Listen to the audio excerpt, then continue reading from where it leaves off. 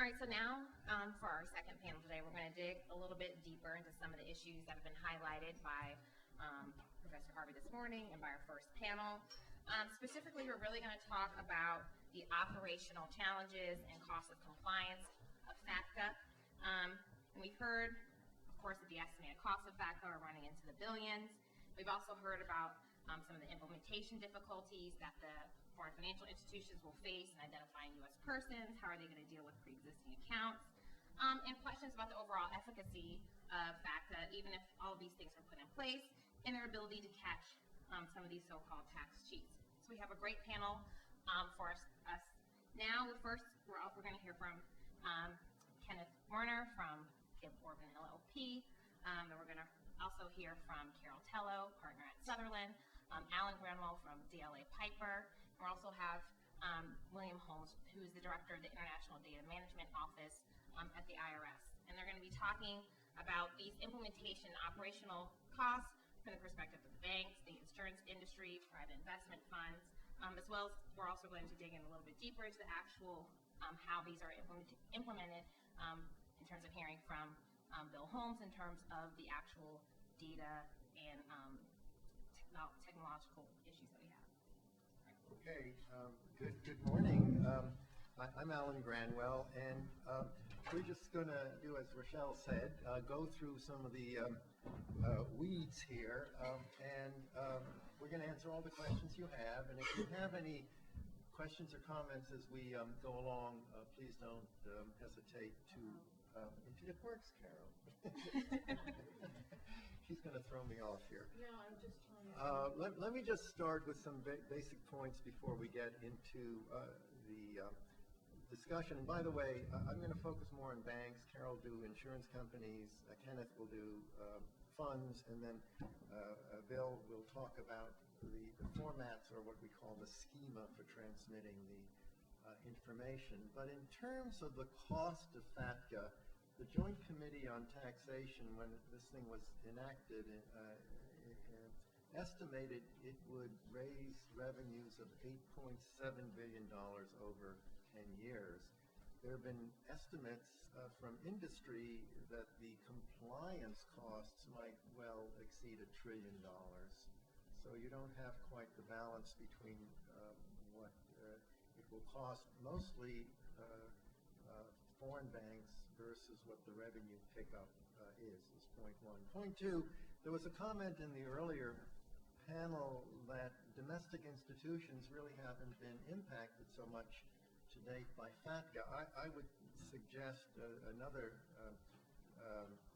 sort of view of that FATCA really requires, there are two obligations under FATCA: withholding of tax and reporting. And the domestic financial institutions have already spent a lot of time and effort and money in implementing their systems to deal with the withholding tax. And maybe, Carol, you want to talk about the Chapter 3, Chapter 4 interaction? Sure. And before we go on, at least the conversation this morning has focused entirely on financial institutions, that is banks, funds, investment funds, insurance companies. But FATCA is not limited to those types of entities. Those are the ones that are caught on the other side of the equation. But then there are U.S. withholding agents and our companies, our widget makers, our consumer product companies, our car companies. All of these types of companies also have to be FATCA compliant. So just a word, and they are also going to spend a lot of money on compliance because they have to go through and figure out who they're paying. Now, we talked about Chapter 3 withholding, and Chapter 3 refers to the provisions in the Internal Revenue Code that currently, and they've been there really since the beginning of time, since I think 1918, where when payments are made to foreign persons, be they entities or individuals, there's a tax to pay to the United States on many, many types of income items, including interest, annuities, anything that's called FADAP, fixed determinable annual periodic income, which can include lump sums. It is collected by the U.S. withholding agent, and that tax is typically 30%, well, it is 30% by statute, and then treaties will reduce that by whatever the negotiated rate is. So we already have a lot of, and this was discussed this morning about information exchange, we already do collect this information on what's called this FADAP income, and we exchange the information with our treaty partners and with our TIA partners, TIAs being the tax information exchange agreements, which are not a treaty, but they do permit the U.S. to exchange information with the TIA partner.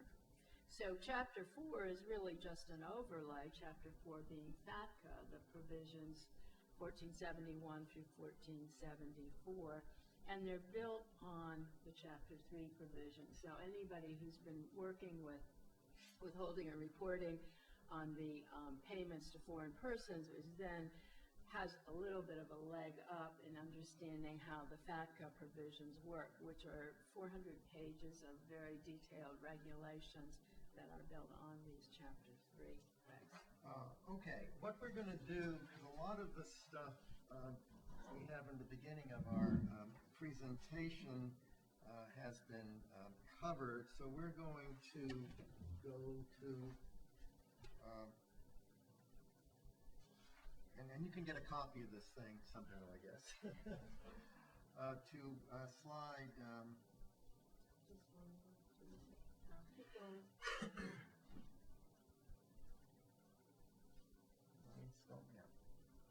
Yeah, we're going to talk about compliance now, and again, as mentioned, FATCA has two parts. The withholding, when a FATCA applies when a person pays a withholdable payment. A withholdable payment is either U.S. source, fixed or determinable annual or periodical income, interest, dividends, rents, royalties from U.S. sources, which is a whole topic in itself, but I'm going to pass that. And something new called gross proceeds, essentially from the sale or disposition of U.S. stocks and securities.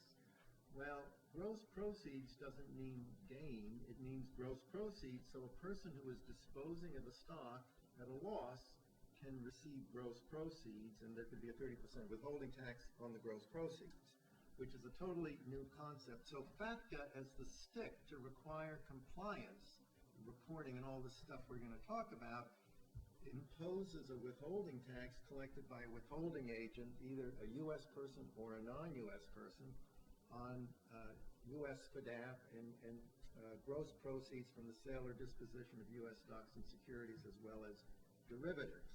So, as mentioned, financial institutions have to gear up to figure out, are they making a payment that is a withholdable payment, and is the recipient a good person or a bad person under FATCA? If the person hasn't registered or is not exempt or deemed compliant or these other categories of compliance, then there will be a 30% withholding tax. If the person doesn't withhold, there'll be that person will be liable for the amount under withheld plus interest and penalties. So that's the stakes. What we're going to talk about on the compliance step by step, which applies to all these different industries Carol has mentioned, and Carol and Kenneth are going to talk about how it applies to insurance companies and to funds. I'll talk about banks, and then William is going to talk about how this stuff is going to be transmitted from the institution to either the foreign company or the IRS, and then so on. So that's what we're going to do. Let me make one other basic point. We've spoken about regulations, which is the unilateral approach. We've spoken about these intergovernmental approaches, which will eliminate many of the local law conflicts associated with either withholding or reporting information. Recognize, I don't know how many countries there are in the world, but we're not going to have an intergovernmental approach for every country in the world. And the intergovernmental approach has different rules than the regulatory approach. Right now, we have proposed regulations. The IRS said that they're going to issue the final regulations by Halloween. We don't know if that's true or not. They're going to be longer than 388 pages of tax speak. December, all right. So that's not Halloween, right? Or maybe it is Halloween. But in any event, and recognize, and this is a serious point because we're pretty unserious here, if you've looked at the regulations, they are very difficult to understand, even for someone who has been practicing in the area, because they're 388 pages long. They incorporate lots of concepts from other parts of the regulations. They're written in tax speak. They start with the general rule, then they have a cross-reference, then they have 3 exceptions. By the time you get to the bottom of the page, you forget what you wrote at the top of the page. And they're not numbered. So in the IRS regulation, you have to put the page number in order to figure out where you're going. Then the tax services will do that, but they're very, very complicated. Think if you're from Germany or France or English is your second language, India, the UK, Australia, Canada. And typically, the people now who do a lot of the withholding work on the payments to foreign persons are not trained tax professionals. They're not tax accountants. They're not tax lawyers. They're at a clerical level. And query how someone who's a speaker of English as a second language, if at all, and who's not a trained tax professional is going to manage working with this is, I think... It's very, very difficult. Very difficult. But the point we want to make is you will have a certain set of discrete rules for IGAs, which will illustrate, and you'll have other rules for non-IGAs. So at least you will have 2 systems a financial institution will have to follow. And if they're global, they will have to deal with each of these systems, which makes it doubly as complex as if there was a uniformity and coherence of rules between what the regulations provide and what the IGAs provide. But our colleagues at the Treasury IRS have said that ain't going to be the case. Now, if we look at the step-by-step, this is sort of an approach we've come up with, a sort of a simple approach, is what a financial institution, a foreign financial institution is going to have to do. They're going to have to figure out, 1, are they foreign? Well, that's pretty easy. They're going to have to figure out if they're a foreign financial institution. We'll get into what that means. Is the foreign entity part of what we call an expanded affiliated group? An expanded affiliated group is a more than 50% controlled group under the regulations, but there is a different test under the IAG, and we'll illustrate that, and we'll illustrate the complexities of that. Is the foreign entity resident in an IGA country? If it is, then it's under the IGA, but it may have branches or affiliates in non-IGA countries. Does the foreign entity derive withholdable payments? It's a defined term, which we talked about. Does the FFI have financial accounts? That's another defined term. Does the FFI have direct or indirect account holders? When we're talking about direct account holders, this whole initiative is meant to go against U.S. persons, individuals who are either citizens or residents. Well, you might think that's pretty easy, but there are people who are U.S. citizens who don't know that as a result of the application of the immigration laws, unintended citizens. Much more complex is the determination of residence, because the statute and regulations don't specify whether residence is defined under the income tax law or the estate and gift tax law, and they're different definitions. Estate and gift tax is domicile income tax. There are 2 definitions. One is what's called substantial presence. If you've been here over a certain amount of days over a 3-year rolling average. And the other is, does the person have a green card? A green card is an immigration document which signifies that you can be a permanent legal resident of the United States. What occurs, particularly for green card holders, is people will get a green card, they will go back home, the green card will not permit them to come back into the U.S., but yet from a tax point of view, they continue to be a U.S. person. You have other people who have 2 passports because their parents are multi-jurisdictional. So the bank will have to figure out whether all these types of individuals are U.S. or non-U.S., and it's a complicated question. If the other thing is that, as was mentioned during the morning, if you have a non-U.S. entity which is has a U.S. owner, what we call a substantial U.S. owner, or more than 10% owner under the regulations, that type of entity is treated as a U.S. person. Under the IGA, the percentage ownership for an individual is different, as we'll talk about, and as Kenneth will talk about, for funds, there's yet a different test. So just think how complicated this is if you have millions of accounts to try and figure out who all these animals are. Okay, the next thing is how do you become compliant? The way you become compliant, essentially, under the regulations, is by entering into an agreement with the IRS, whereby you have a written agreement between the bank or the insurance company or the fund and the IRS, and under that agreement you undertake to do due diligence to identify whether you have U.S. direct or indirect account holders. You have another obligation to report, you have another obligation to withhold, and you have another obligation to certify that you've been following all these rules and regulations and that you're compliant, and you have what's called a responsible officer, which will have to do the certification. If you're in a global bank, just think of the stress you're putting on the responsible officer, because you're going to have to certify that you're doing all this stuff correctly. If you're not doing it correctly, there's not an automatic liability, but you've got to be pretty close. So this is a very difficult undertaking, and as our colleague from the German embassy said, what we're really focusing on are pre-existing accounts that have been that are in existence now before the entry into what's called an FFI agreement, because an institution will have to ascertain whether those accounts are owned by U.S. persons or by non-U.S. persons. And the way they do that, just to put this in context, and as Jesse was saying from the Treasury Department, you have a series of rules under the regulations which are streamlined under the IGA requirements, that if you have certain thresholds of $50,000 or less, and I'm being very general here, then you can forget about those accounts, both from withholding and from reporting. If you have accounts between $50,000 and $1 million, then you can do an electronic search of your account holders to ascertain whether there are U.S. indicia. U.S. indicia are 7 types of indicia: U.S. address, U.S. telephone number, a power of attorney in the U.S., things like that, to reflect whether that person is a U.S. account holder. And then if you have a U.S. indicia, you have to confirm you have a U.S. indicia.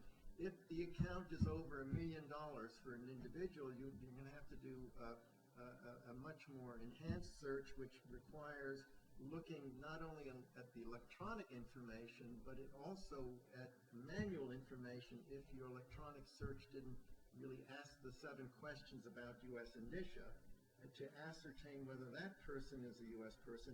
And if you have a relationship manager, a person who deals with a particular account holder, and that person has actual knowledge, then that counts. Or if there's an aggregation of accounts between branches, and usually there won't be, because you can't have a Swiss branch give information to the Home Office in the UK, then you aggregate the information for purposes of some of these de minimis tests, and there are other tests for insurance companies and entities.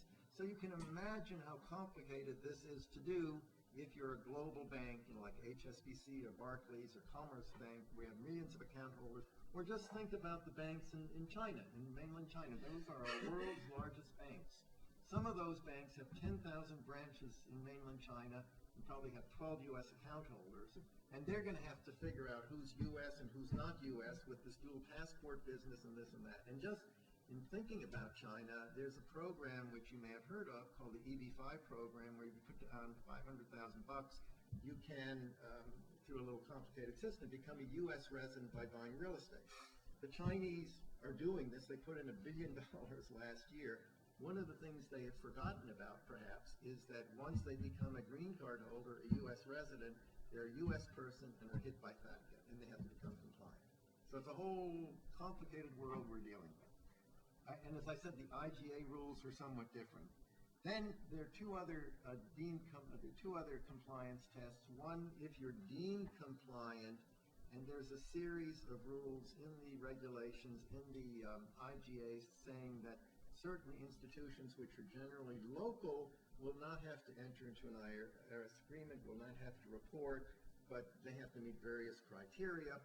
In the IGA agreement, there's an Annex 2 which sets forth a whole category of deemed compliance institutions, which is easier than under the regulations. And then there's a third category of animal called an exempt beneficial owner. There was a question this morning, is the World Bank hit by FATCA? No, they're an exempt beneficial owner because they're a governmental entity. The Sovereign Wealth Fund is not hit by FATCA. So you have to figure out what sort of an animal you are. Are you an FFI? And if you are an FFI, can you qualify for deemed compliance status or exempt beneficial owner status? And then the rules are a little different under the regs and under the IGAs. And then, as Carol was mentioning, if you are an NFFE, which is another type of animal, which is a non-financial foreign entity, such as BMW or something like that, you have your own obligations, and we're really not going to cover that. So you have to figure out exactly what sort of an animal you are. And then briefly, before I turn this over, we've spoken about the operational challenges, and we've spoken about what is an FFI. Let me just give the definition of what a foreign financial institution is. If I'm on slide 19? Yeah, okay. And again, I'm going to focus on the banking business and the custodian business, and Carol and Kenneth will focus on insurance companies and funds. But these are the types of animals that can be treated as FFIs. One is an entity which is a deposit-taking entity, your typical bank. That is an FFI, and there are a whole series of questions that have arisen. Is an entity a bank? But in order to be a bank, you have to take deposits. And if you don't take deposits, you're not a bank. There was a comment recently by Western Union or something where they move money around. Is that a bank? And they've said, no, we're not a bank because we don't take deposits, but it's not quite as simple as that. But in order to be a bank, you have to take a deposit. The second category is a custodian, a foreign entity that holds financial assets. And here, and this is like a brokerage account or a custodian in a financing type of activity, at least 20% of your gross income has to be derived from acting as a custodian. Let me turn it over to you. Okay. Well, I'm going to talk a little bit about insurance companies and why they're FFIs and how difficult it's been for insurance companies. FATCA is a bank-centric statute. It was built on the bank business model of taking in deposits, and it uses the language financial account, but we understand what an account is when you go to the bank and you put some money in, and that's your account, and you can draw on it, and so forth. But with an insurance company, that's not the case. Insurance companies issue insurance policies. Those are contracts. They're not deposits. They're not accounts, although the FATCA statute, FATCA statute does not pick up insurance companies, but the legislative history made mention of certain types of insurance policies, that is cash value life insurance policies and annuities. And both of those types of contracts are picked up in the Bank Secrecy Act, and there's a lot of crossover here. So from the get-go, it was not clear that insurance companies would be treated as foreign financial institutions, and because of all of the difficulty in looking at all their account holders and doing the due diligence, that was a big concern.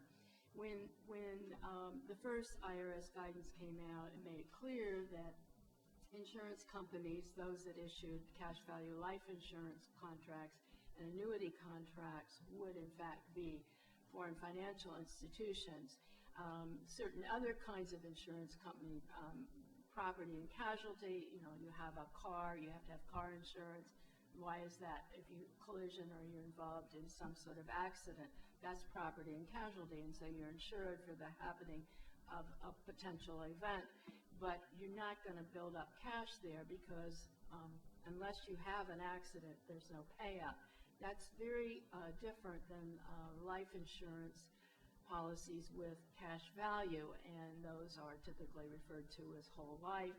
And there's insurance policies let you have a build-up tax-free inside the policy, inside the contract.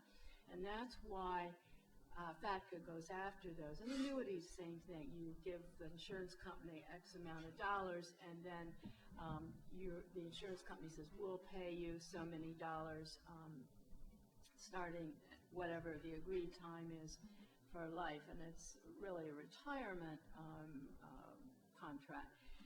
What about reinsurance?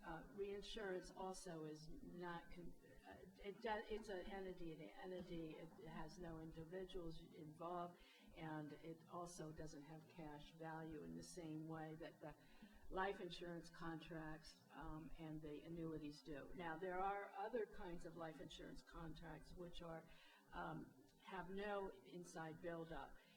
You pay a premium, and you may fall over dead one day, and your heirs or beneficiaries are paid a lump sum payment, but that's different than having this cash buildup. And so why is it that FATCA addresses these types of insurance contracts? Very important, because as the squeeze is put on the banks, where the cash is and where people typically kept their money, which they didn't report, then it's like anything. It's like a pressure here, and then things go squirting out the side. And so it was feared that if insurance companies weren't picked up, that people would put their cash into a cash value account. And in fact, that's one of the things the Bank Secrecy Act is suspicious activities where people, when they're trying to launder money, will put money in an insurance contract and then immediately pull it out within a certain amount of time. Why is that? Because when it comes out of the insurance policy, it looks legitimate. In any event, so we now know that these kinds of contracts, companies that issue these kinds of contracts, will be foreign financial institutions. The P&C, property and casualty, and the reinsurance companies will not be. Now, they are going to be treated as NFFEs, which have to, most NFFEs, non-financial foreign entities, will not have to report. Most of them will be active. They'll be active businesses, and that's the end of it. But with the insurance companies, because what insurance companies do is they have liabilities, and they can determine what the income they need to meet their liabilities. And so they're always matching liabilities versus income. And so when,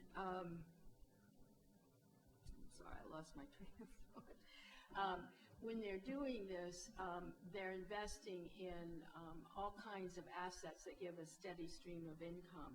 And so for that reason, those kinds of companies have what we call passive assets. In other words, they might invest in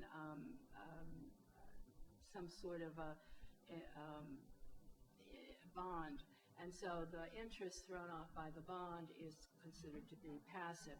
And so although it hasn't been written down, we understand from the people working on the insurance provisions that these kinds of companies will be considered passive NFFEs. Now, the importance of that is that it means they will have to report all their U.S. investors or beneficiaries. So that's going to put an onus on them. I want to talk a little bit about how the IGAs have helped the insurance companies. I can't be underemphasized how the daunting task of the due diligence when FATCA was first enacted just really petrified is a word, people in the industry, in the insurance industry, in the banking, and I'm sure we'll hear about the funds. But the pre-existing accounts, of which there are many, many, and in the insurance industry, remember, these are contracts, they're not accounts. Going back and trying to reestablish contact with these individuals is very, very difficult, because you may be a young person when you're starting out with a family and you buy an insurance company on the breadwinner's life. And so maybe you're paying premiums annually, or maybe you've paid a lump sum premium, and so you're getting maybe certain mail from the insurance company, but the insurance companies have found that the response rate, even when the insurance company is saying, we owe you some money, we owe you a refund, the response rate is very, very low. So to then be able to contact these people and say, tell us if you're a U.S. resident or citizen, it really wouldn't have happened. So what have the IGAs done? Well, very significantly, they've taken off the table huge categories of pre-existing contracts. The less than $50,000, which is for some companies is huge. They're just off the table. These IGAs will then have this Annex 2, which will identify retirement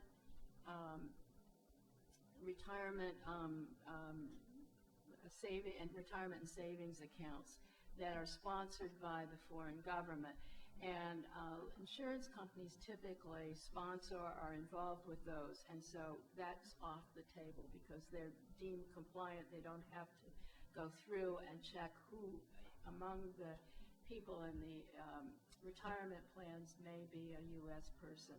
So that was huge. And then finally, amazingly, for insurance companies, the UK, well, the model IGA with the G5, and then the UK, one that was actually signed, took off the table situations where the insurance company cannot sell to U.S. residents. And because insurance companies are a heavily regulated industry that have to be, they have to have a license to sell contracts in a particular jurisdiction.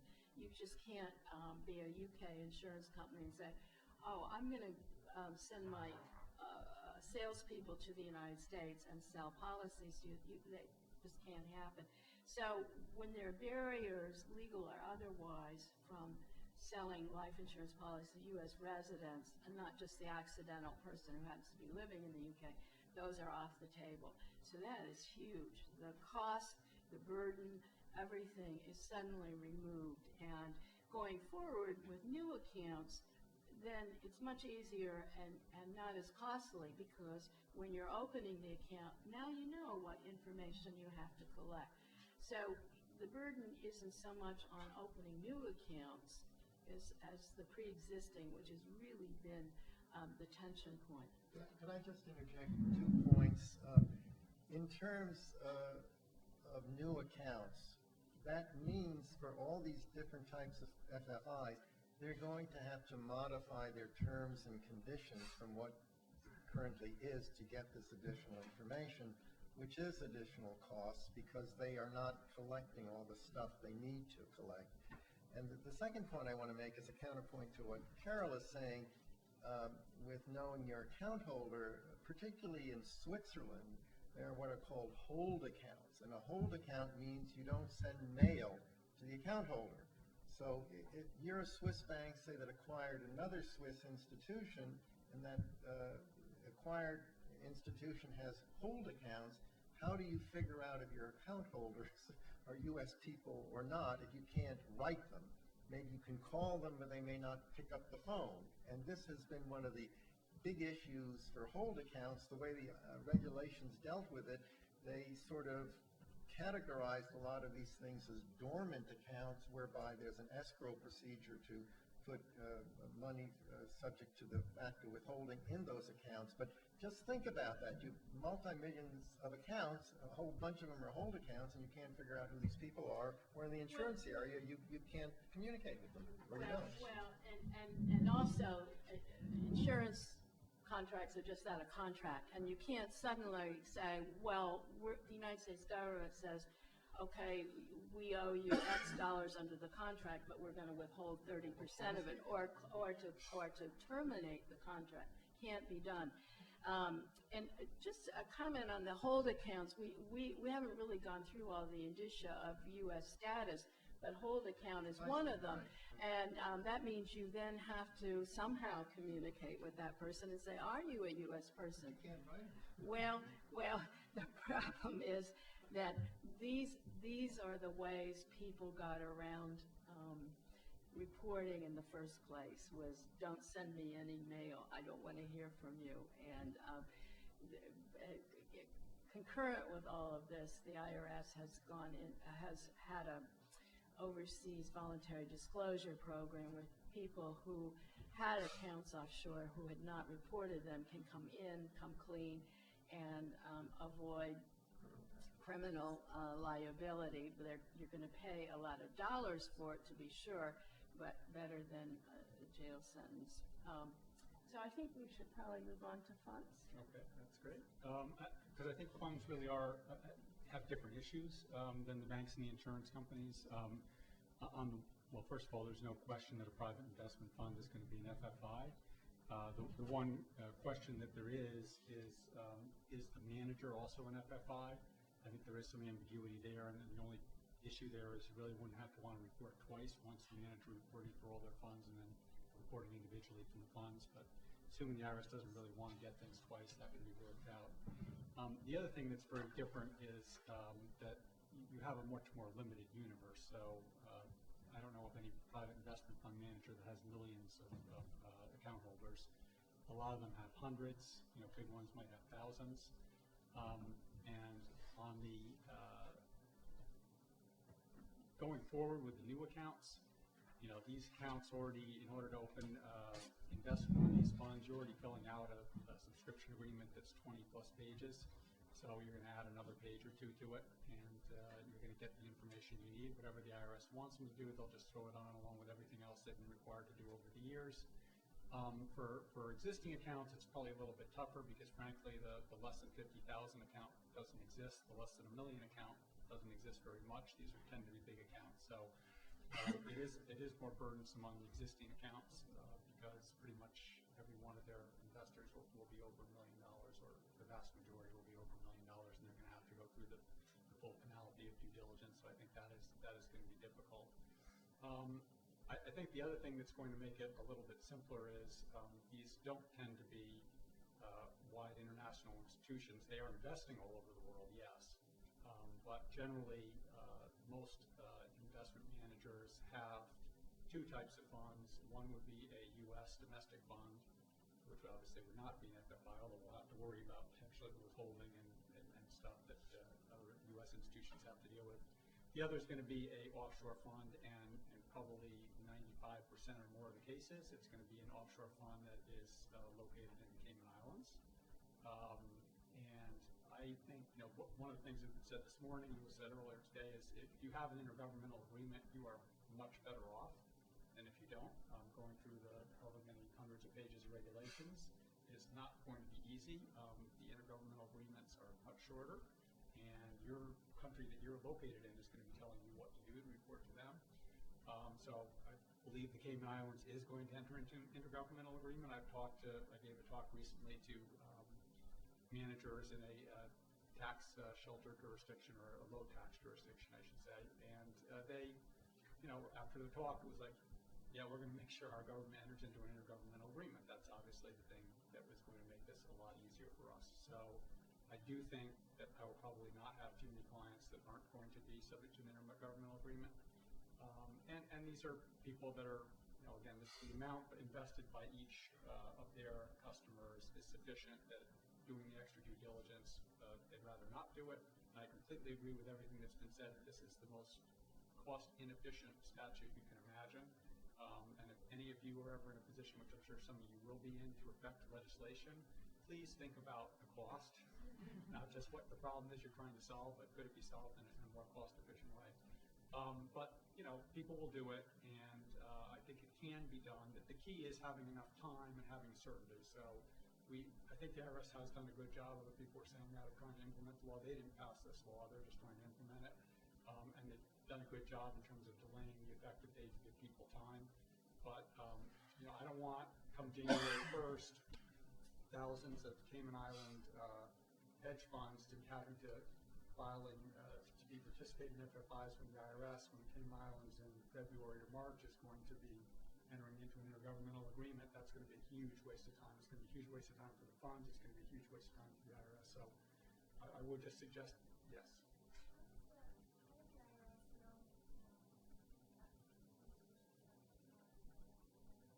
They will issue an ID number. In order to be compliant, there's going to be, it's called an FFI ID number. You talk about it, which is all online. This whole registration system to dealing with all this stuff. And again, think about it. It's not clear how many FFIs there are. It could be between 100,000 and 700,000. No, it's going to be self-certified. Self-certification. But just think about it, if you're a U.S. withholding agent, that's where it really starts, and you're making a payment offshore, you're going to be checking to see that entity has an EIN, an employer identification number that indicates that it is participating or that it's under an IGA. So it's not just the IRS. I mean, because the statute puts liability for that 30% not only on the FFI itself that's receiving the payment, but on the U.S. withholding agent, which is why, car companies, you name it, any consumer product company, any U.S. business has to address this and think about it. But in the context of funds, maybe we can just have a little discussion about the different definitions between the regs and the IGA, Kenneth. Yeah, I think the IGA is a little bit clearer. This is, I guess, from the regs where it's trading in these instruments, portfolio management, or otherwise investing, administrating, or managing funds or money on behalf of other persons. And this is to be interpreted consistent with the definition of financial institution, financial action, past recommendation. So again, another good thing that the IRS is trying to do is it's trying to tie this into something else that people already have to worry about, a definition in another law. But I think this is a pretty broad investment. Again, I'm not too focused on this because for most of my clients it's going to be clear that they are an FFI, but I do think that there could be other entities that would not necessarily think of themselves that way that could get caught in this. The addition in the IGA of two customers that maybe doesn't affect your clients, but it does kick out the small family. Yeah, it's like the trust. I mean, again, a lot of these jurisdictions, they do have a lot of trust work, and so you'll have a trust that is just for one family. And people have asked, well, now the trustee may be an FFI themselves, but then is every account that they have, trust account, FFI itself? That's getting back to then how many layers of FFIs do you have? And I think that's something that needs to be clarified. It really, there's no need to have pension recorded more than once. So if you have a financial institution that has a trust account, I mean, it's clearly that financial institution is an FFI, but the trust itself probably shouldn't be an FFI too. I think that's something that could be clarified. And right then, if you have the two things, that gets away from that. So that's another example of why entering into an intergovernmental agreement is a good idea. Maybe we can clarify this because this may be a little nuanced for people. The definition of an FFI under the regulations is a bank, an insurance company, a custodian, or something which invests, reinvests, or trades in financial instruments.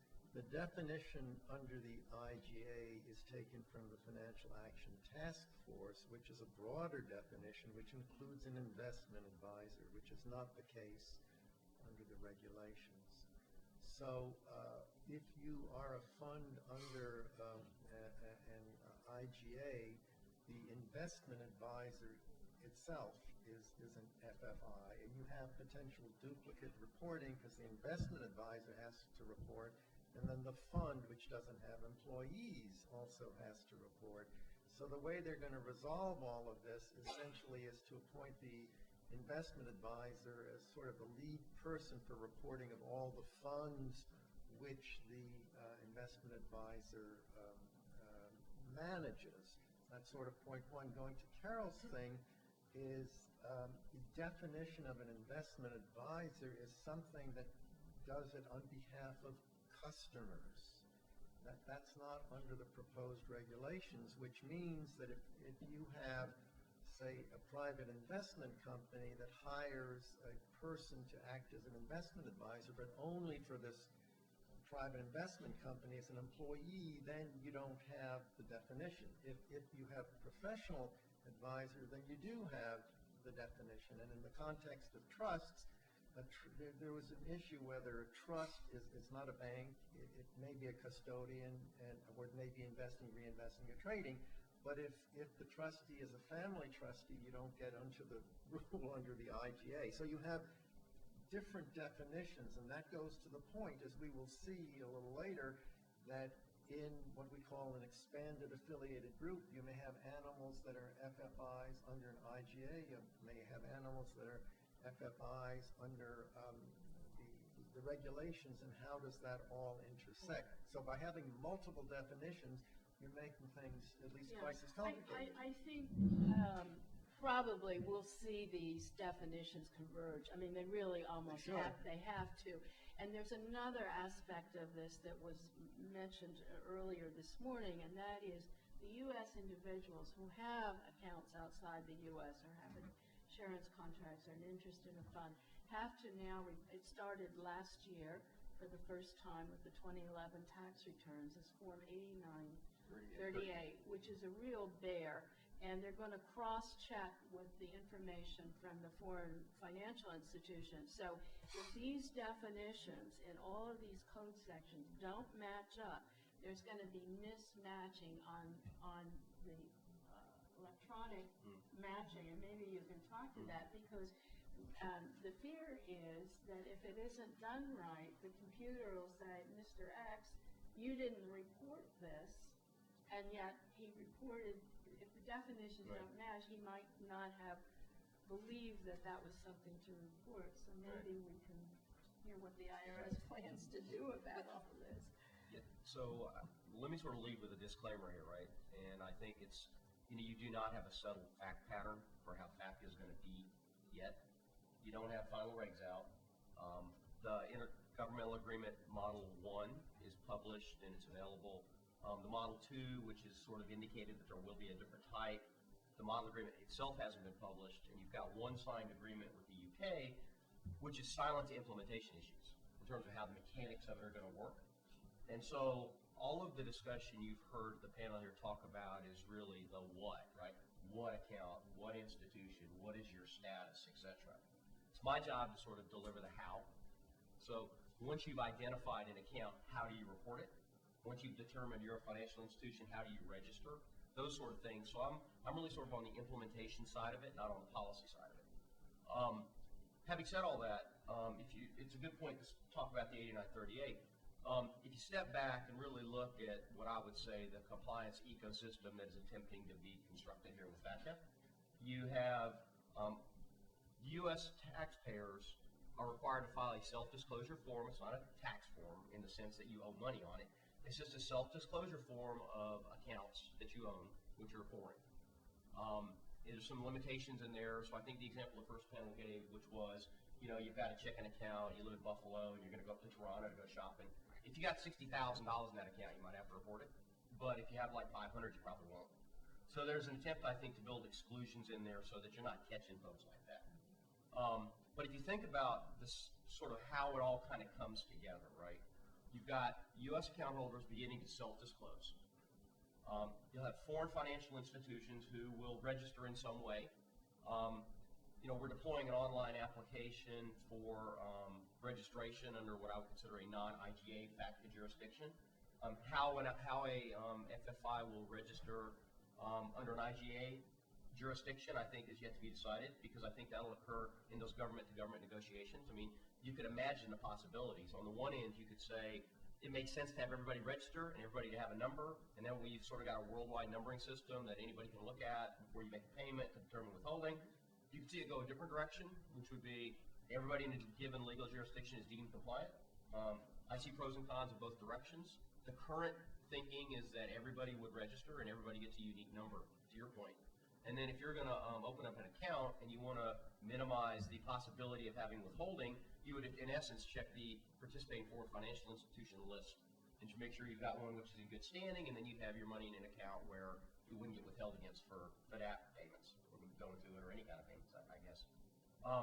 So if you think about sort of how would this compliance system work, you have self-disclosure by U.S. account holders, you have reporting by foreign financial institutions, and that's a fairly obvious kind of thing to look at, right?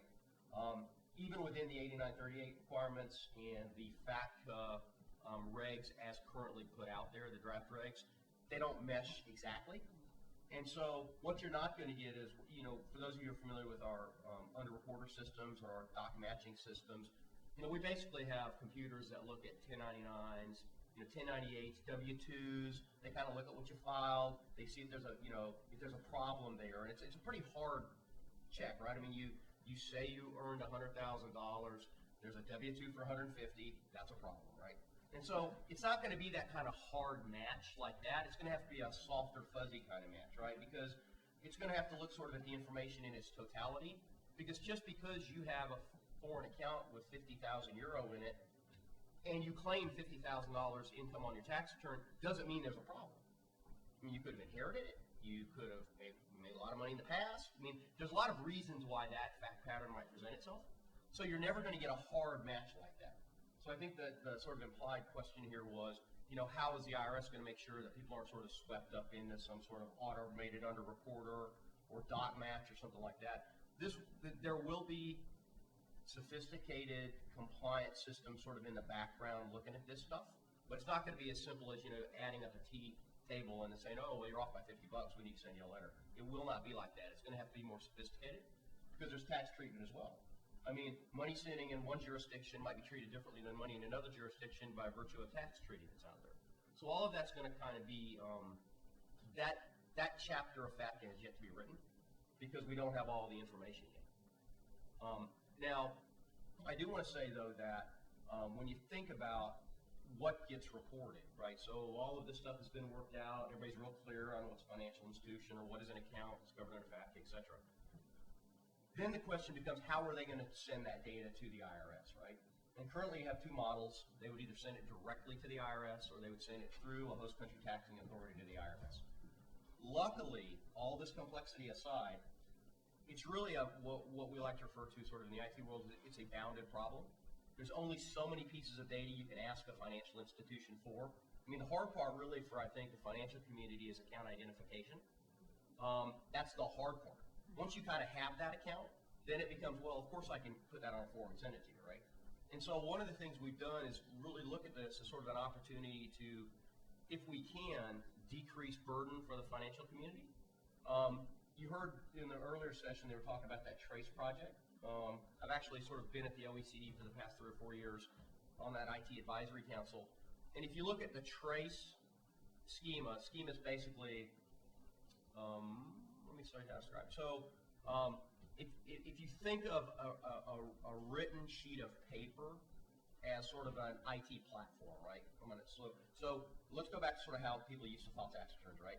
They put it on a sheet of paper, they folded it up, and then they mailed it, right? Electronically, it's the same thing. So the platform you would land on might be something like XML, right? That would be the equivalent of like, we're going to use legal size paper. We all agree we're going to use legal size paper, right? So that's the platform. The schema basically is how the data is constructed on that platform. So if you think of a job application or a tax return, you've got, last name, first name, middle initial, street address, That's the schema part of it from an electronic perspective. Are you with me? And then sort of the electronic version of mailing it, when you sort of put it in an envelope and lick it and send it in the mail, that would be the transmission piece of it, right? And if you want to send it certified mail, make sure that we actually got it, then that's something called non-repudiation, which means that we confirm you got it, you confirm we sent it, and then everybody's okay that it's, you got what I sent, and that's how, it's no different electronically than it is if you're sending paper, okay? So when we look at the schema that was developed for Trace, and then you heard about the EU Savings Directive as well, if you look at the schema that was developed for the EU Savings Directive, there's about this much difference between those schema. I think between what FATCA asked for and what Trace was contemplating asking for, that's not a regime that's in place yet, it's like 4 data elements. And then when you look at the EU Savings Directive, it's not that many different data elements either. And the reason for that is there's only so much you can ask for, right? I mean, you need a name, you need an address, if there's a tax identification number, you want that. Then you get stuff like account balance, payments, right? I mean, it's a fairly tight bit of information that you ask for. And so one of the things we're working very hard to do through the OECD is to try to, I think, accommodate the fact that you don't want a large multinational have to report on 25 or 30 or 40 different schemas just for FATCA. Because you could see how that could sort of naturally evolve, right? You enter an agreement with Germany, Germany says, oh, send it to me like this, right? You enter into agreement with Italy, and Italy says, oh yeah, send it to me like this. You send it to the US, and we say, well, send us a 1099, right? You could see how, if you're a large bank that sort of spans those jurisdictions, you might well be in a situation where you're sending this FATCA form to this government, this FATCA form to this government, this FATCA form to the U.S. directly because you're in a non-IGA or a Model 2 jurisdiction. And what we're trying to do is to harmonize all of that so that the same electronic version of the form would be sent. And it really is, you heard the discussion this morning about how it costs money. Well, it's not cheap to bring data in different formats. You have to strip the elements out of it, standardize it across your systems, and then if you're exchanging with another government, having to then put it in their proprietary format to send it to them. I mean, that's extraordinarily expensive if you're doing all that stuff over and over, and you're sort of doing it a la carte, government by government. And so I think the intent here is to sort of have all of this reporting be done on the same platform. That way, if you're a financial institution, I'm in Germany, okay, well, it's still FATCA reporting. Oh, well, I'm in Italy, it's still FATCA reporting. If I'm in the U.S., it's still FATCA reporting. For the host country taxing authorities, it becomes cheaper too, because now if the banks are sending it to you in the format you're going to send it to me, then I don't have to do anything with it other than sort of strip out my country code and send it, right? So that's sort of the end state we're looking for, because I think it dramatically simplifies reporting and it dramatically cuts costs for everybody involved. Are we there yet? Not yet, but that's. But you're optimistic, given yeah, I mean, because in my mind, there's not. It's an interesting issue because it's not really a technology problem per se. For those of you that might have a little bit of an IT background, XML's been around forever. It's known technology. These schemas are known. The data elements required are known, right? Where you get a little rub there is the financial institutions would push back and say, we really would like to just have a name line. We don't want to have, last name as a segment, first name as a segment, middle initial as a segment. And you can see why, right? I mean, if that's not how their systems are set up, then to sort of go in and cut your systems like that becomes expensive. You can understand why, from a taxing authority's perspective, if you're getting information without Social Security numbers or tax ID numbers, it would be extraordinarily helpful to sort of have it cut like that. Because I go by Bill, but my real name's William H. Holmes. And think of the various permutations if I wanted to be really clever, right? I could give my correct name with every account I had and still kind of mess it up, right? So I could go Holmes William H., I could go William Harry Holmes, I could go Harry Holmes, I could go William H. Holmes III, and I could flip it around and go Holmes, William. I mean, within my name, all I have is 3 names. I could literally do 3 times 3 times 3 and have multiple permutations for my name. And that makes it difficult from a systems perspective. And so there's some pushback on that part of it. Okay. But I really view that as sort of an evolutionary pushback. I mean, everybody knows at some point you have to have good data. Can I just make some comments to that? Sure. Extraordinarily interesting and cohesive way of presenting this. First of all, the IGAs, which at the point wasn't made, there are two versions of IGAs. We've talked about the Model 1 IGA for these 5 countries, and the Model 2 is Switzerland and Japan.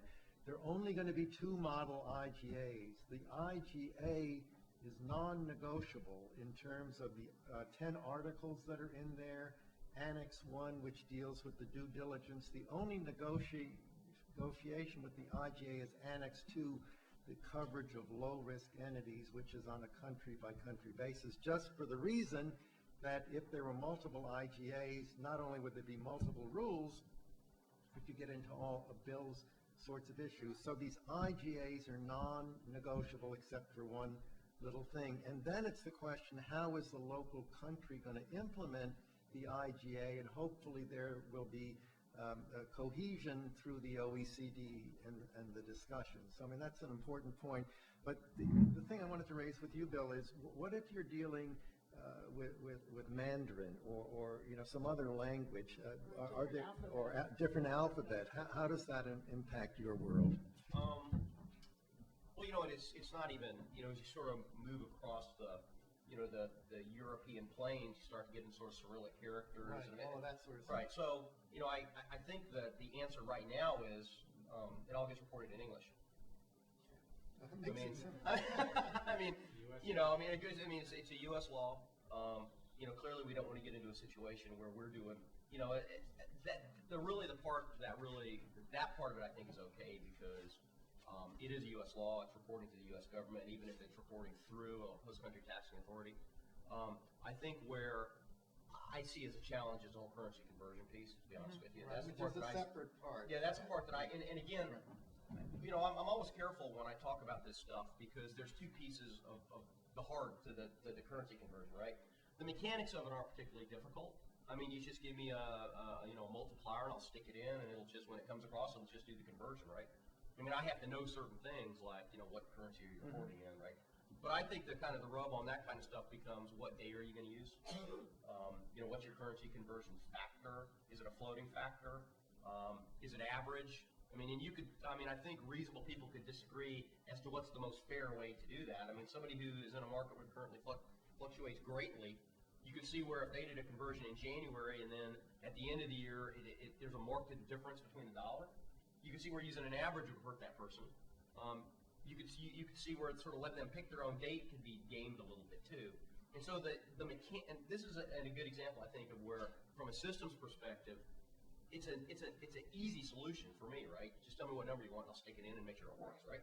But from the policy perspective of that, you know, I'm glad we got smart people like Jesse working on that stuff. Yeah, we do have rules already, though, on the dates for currency conversion. We also have rules on hyper-inflated currency that have some rules. So we do have experience with it from a legal perspective. James, you have a question? Yes, I do. Mr. Holmes said he was optimistic that all this was going to work, and I guess I'm optimistic that it won't. I do have a question on timing. There's a great timeline, by the way, that we have here. The regs are supposed to be finalized by the end of 388, the famous 388. They're going to supposed to start being phased in on January 1st, and the first to be applied to FFIs in July 1st. Withholding is supposed to begin January 2014. Meanwhile, only one IGA has been signed, and that's with the UK, and even that really doesn't get you anywhere. Most countries, as I understand it, will not be able to just issue regs that the U.S. will implement it. They'll actually have to pass law in Parliament. Presumably one will get around to finalizing an IGA with the German Bundestag will have to pass the law, and so forth. It seems to me that we have three moving parts here at least. One is the 308 pages of unilateral regs, extraterritorial regs, which are non-negotiable in English. Oh, I'm sorry, that's the idea. And then we have to have the finalization of IGAs, passage by their respective parliaments, and God knows what those look like in their domestic law for implementing it. And then we still have to see what regs come out of IRS for the domestic portion of the IGAs under Article 2D. Is it realistic that this timetable can be kept? Suppose we get to the end of the year and we've only got one or maybe two or three IGAs that we signed. None of them have been enacted into law. Are you really ready to pull the trigger on starting to enforce those 380 pages of regs? But that's not the way it's going to work.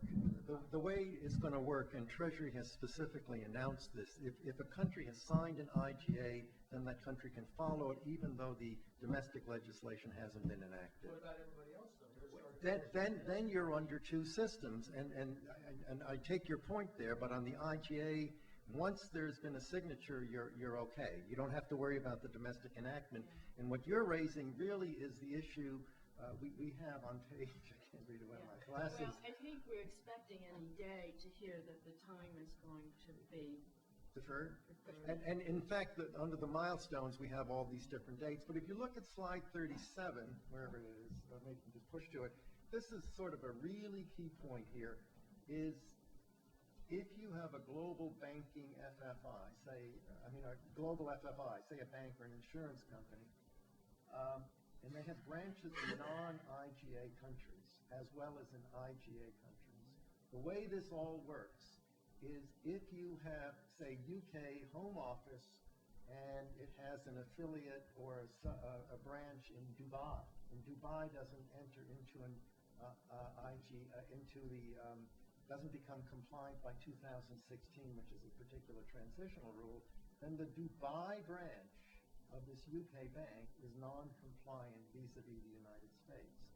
But vis-a-vis the UK, it is compliant. So you can have within a controlled group entities that are compliant and entities that are non-compliant, which is an impossible thing to work with. And how they're going to solve this is not clear, because when this question was asked, they said we're going to continue these two systems. If you're in an IGA country, you're compliant vis-a-vis your non-compliant branches, but only related to the IGA. And if you're in a non-IGA system, you're totally non-compliant as of 2017. And we put up the slide. Yeah. This is actually from the UK consultation Precisely, document, yeah. and it illustrates the issues. And one problem is not only will you have, if you're a global company, which many of these insurance companies and banks are, I don't know how much is index funds, but you're going to have this situation, some IGAs and some not under IGAs. Now, this is really critical because of the definition of expanded affiliated group. Which is different. Yeah, that's what I was going to say, that under the regs, you have a 2-year until 2016 opportunity for your non-IGA countries to get with it and get an IGA, but after that you fall off the cliff. And by that, what I mean is that the statute has a rule in it that says everybody in this expanded affiliated group has to be a participating or deemed compliant FFI. And if you're not, then no one is. It's all or nothing. Now, in the IGAs, that's not the case. But when you have this situation, they haven't really solved the problem yet. This is one of the problems that needs to be solved by the final regs. And clearly, the government has been apprised of it. Yeah, I think this is an improvement. I mean, the point to recognize in the proposed regulations, if you have a worldwide organization and one entity in one jurisdiction can't comply under the laws of that jurisdiction, you're out. Yeah. You can't be a participating FFI. So under the IGAs, yes, it's more complicated, but at least if you can't, there's a transition period, at least under the IGA, you can have your branches that are in good countries comply. But it becomes more complicated. I was just asking Jesse, and this is really getting in the weeds, the definition of an expanded affiliated group under the regs is more than 50% controlled, where you have a common parent, which is a corporation. So if you have a Barclays PLC, and it owns a chain of 100% owned affiliates or two chains, that is an expanded affiliated group, if you're understanding me. Under the IGA, if you have a trust, which is a non-corporate thing, owning two chains, you are related entities for purposes of the IGA, but not the EAG. So, I mean, I don't quite understand why we're having all these multiple rules, because it's difficult enough doing it one way, and now doing it 2 ways or 2.5 ways is even more difficult. And recognize not all countries are English speaking. And so France, Germany, Spain, whatever, is going to have to translate that IGA into its language, and then there's going to have to be What about Cyrillic? whatever, Mandarin, or all these other crazy languages. You're going to, the way that's all done is you get confirmation of the commonality of the wording through the State Department. So if you're in where English is your second language, you have another burden, even though all of this stuff is in English. I mean, so, apart from going, and I think the point to be had from today's conference is very simple. We started as a unilateral thing for all the reasons said. It ain't going to work as unilateral because the conflict of laws. It was recognized it's going to morph into a bilateral, multilateral situation. And let me tell you, if we're sitting here 5 years from now, it's going to be automatic exchange of information on a multilateral basis. Yeah, and I think that's an excellent point. If you're in another country and you have to pass enabling legislation to say, okay, banks, it's okay for you to report on U.S. account holders, right? Why would you limit that to U.S. account holders? I mean, I think it's kind of, if you think about it. Right. So now you'll have, again, I'm just using Germany. You have Germany say, okay, we're going to have to pass a law that allows our financial institutions to report information on U.S. account holders. I suspect it would be more like on all foreign account holders. Yeah. So now suddenly I've got information on French citizens who are right next door. And so then suddenly France has to pass enabling legislation that says, financial institutions, it's okay for you to report information on U.S. account holders. You're probably not going to limit that and say U.S. You're going to say all foreign account holders, right? And that's why they're building these systems to be scalable. Right. And then if you sort of think about it, now, okay, so they're going to report on all, and they're going to report. Well, why don't we just use that same schema? Because so now it's going up, and because automatic exchange is a reference to the type, not the automation. Are you with me? So there's 2 or 3 different ways in which we exchange competent authority to competent authority. Automatic means basically that it's a regularly scheduled exchange of information with another government, and we've all agreed to what that exchange is, right? It's not like you hit a button and it happens. And so almost all of these jurisdictions where there's automatic exchange, automatic refers to the type, not the automation. And so this provides an opportunity, I think, for everybody to kind of step back a little bit too and say, we have these sort of commerce and exchange mechanisms. They work, but they were developed in a world before people really managed data properly and really understood about the cost of it. And so why don't we just kind of modernize that? And that way we truly do have multilateral exchange of information on a standard format, doing it in a standard way. Ultimately, that's where you'd like to be. But again, I think the question over here was an interesting one about timelines, right? I mean, the banks have been, I don't set policy, Jesse would probably be the one to answer that question about what Treasury's thoughts are. But I can tell you what's out there in the public sector, which is the banks have been remarkably consistent saying, from the day I got a final reg, 18 months. Yeah. And And it is 18 months. It is 18 months. That's realistic. And I think that if you talk to my colleagues who I meet with a couple of times a year who are in my job and other taxing authorities, they would say, we don't build it much quicker either.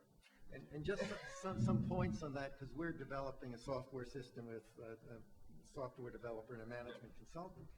And again, and I'm not a software person, but in one system you can take all this new FATCA stuff or the trace stuff, and if you have a software developer who can wrap that around your other AML KYC, you don't have to have a totally different system.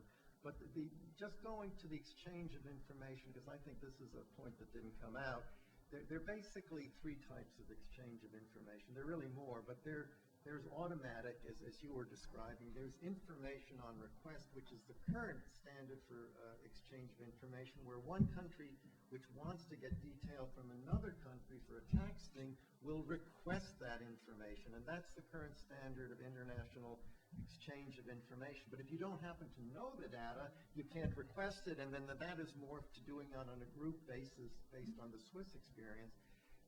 And then what Carol was mentioning with the G20 and all that stuff, we have gone from, minor amount of agreements internationally through bilateral tax treaties or TIAs to over 800 exchange of information agreements dealing with this whole area. And then the third area is spontaneous, where the IRS gets something on XYZ, and they say, oh, this guy, we think it will be of interest to Italy, and they zoom that information to Italy spontaneously. But you can see automatically is the easiest thing, because you don't have to ask, you don't have to zoom thing, it just zings around the world, and this is where this is all about. I want to make sure, because we're running out of time, if anyone has any questions for any of our panelists up here.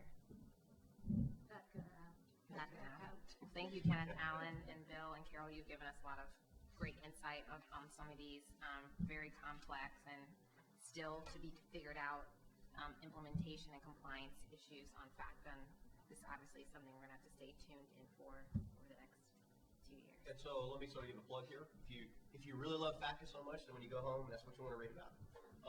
If you go to the IRS webpage, irs.gov/FATCA, you can actually put yourself on a distribution list. So anytime there's an update on FATCA, you'll be the first one to get it. I know that'd be Bill, exciting. what are you going to do with all the information, though? No, we already have it. No, but I mean, seriously, if you really are interested in it, it sends it out as a blast to you. So if there's an IGA sign, if there's a information on the regs, it's sort of the official way by which we get information out. We've got over 10,000 subscribers. Hard to believe there's that many people that around the world that really want to know about it, but Very sad. 10,000 subscribers, and you guys could maybe push it to 10,050. We don't have that at repealfactor.com. Maybe you ought to hire him. So you can link to your page. Exactly. Thank you.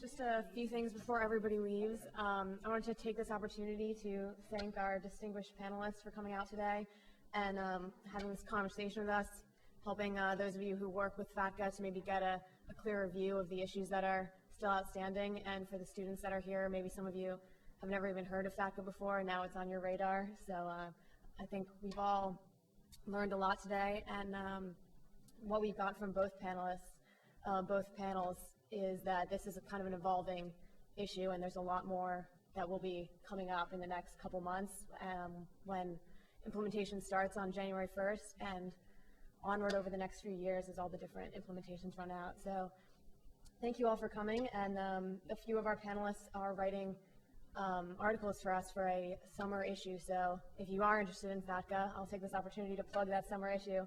Keep an eye out for that. So thank you all for coming.